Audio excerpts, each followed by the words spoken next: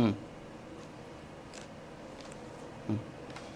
Yes Lakshmikanth గారు, ఇక్కడ చాలా స్పష్టంగా వర్మ గారు మాట్లాడడం జరిగింది. ఏంటంటే పెండం దొరబాబు గురించి ఆయన చెప్పారు. ఏంటి, మీరు వైఎస్ఆర్ కాంగ్రెస్ పార్టీలో నుంచి జాయిన్ అయ్యి పవన్ కళ్యాణ్ ఓడించడం కోసం బ్యాక్ ఎండ్లో పనిచేశారు, మీరు కూడా ఈరోజు వచ్చి పడిపోతున్నారు. పార్టీని ఇక్కడ ఇన్ని సంవత్సరాల పాటు తెలుగుదేశం పార్టీలో మేము ఉంటే మీరు వేరే పార్టీలో నుంచి ఇక్కడికి వచ్చి మీరు పెత్తనం చెలాయిస్తున్నారు. ఎస్, ఆయన ఆవేదనలో ఖచ్చితంగా అర్థం ఉంది. ఎందుకంటే ఆయన తెలుగుదేశం పార్టీ కోసం ఆయన పనిచేస్తున్నాడు, గతంలో ఇండిపెండెంట్గా ఆయన అక్కడ గెలిచాడు. సో అప్పటి నుంచి ఆ నియోజకవర్గాన్ని నమ్ముకున్నటువంటి పర్సన్. అయితే ఇతర పార్టీల నుంచి వచ్చినటువంటి దొరబాబు లాంటి వాళ్ళు వచ్చేసి అక్కడ హడావుడి చేయడం ఖచ్చితంగా ఆయన జీర్ణించుకోలేనటువంటి పరిస్థితి. ఎవరికైనా మనిషి అనేటటువంటి ఎవరికైనా సరే ఆ కోపం రావడంలో తప్పులేదు. మరి అలాంటి పరిస్థితుల్లో ఈయన పెండం దొరబాబు కూడా ఆయన మీదకి అటాక్ చేసేటటువంటి మోడ్లో వెళ్ళడం ఏంటి? మీ పార్టీలో ఏమైనా కుట్ర జరుగుతుందని చూసుకోండి. ఫస్ట్ తెలుగుదేశం చేస్తుందా లేకపోతే వైసీపీ చేస్తుందా, వర్మ స్ట్రాటజీలు అనేది పక్కన పెడితే మీ పార్టీలో ఏమైనా కుట్ర జరుగుతుందేమో, లేకపోతే కావాలని ఏమైనా ఇదేమైనా క్రియేట్ చేస్తున్నామో ఒకసారి అది కూడా మీరు చూసుకోవాల్సినటువంటి అవసరం ఉంది. ఏమంటారు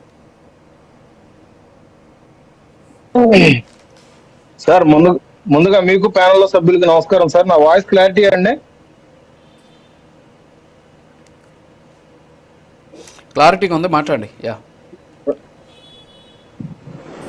సార్, ఇక్కడ మొన్నైతే ఈ డిబేట్ విషయంలో అయితే మనం చాలా చర్చించుకున్నాము. నిన్న చంద్రబాబు నాయుడు గారు మాట్లాడిన తర్వాత, ఆయన స్పందించిన తర్వాత జన సైనికులంతా కొంచెం సరే, ఇప్పుడు కూటమిలో ఏ భాగం అయినా కానీ, సొంత పార్టీ నేత అయినా కానీ చంద్రబాబు నాయుడు గారు చర్య తీసుకుంటా అనడం ఏంటంటే నిజంగా ఆనందించదగ్గ విషయం, ఆనందించదగ్గ విషయం.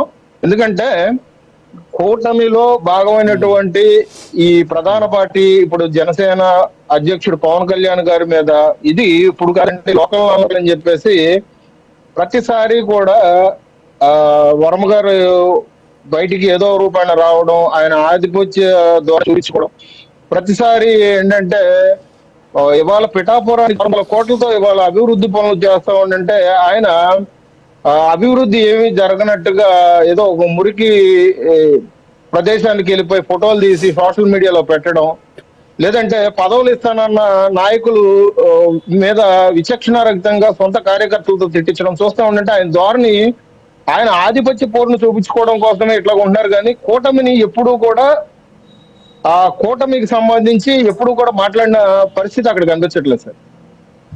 సార్, ఇక్కడ ప్రధానంగా చూసుకుంటా ఉండంటే లోకల్ నాన్ లోకల్ ఎందుకు అంటున్నానంటే సార్, వర్మ గారు మీరు ఎక్కడి నుంచో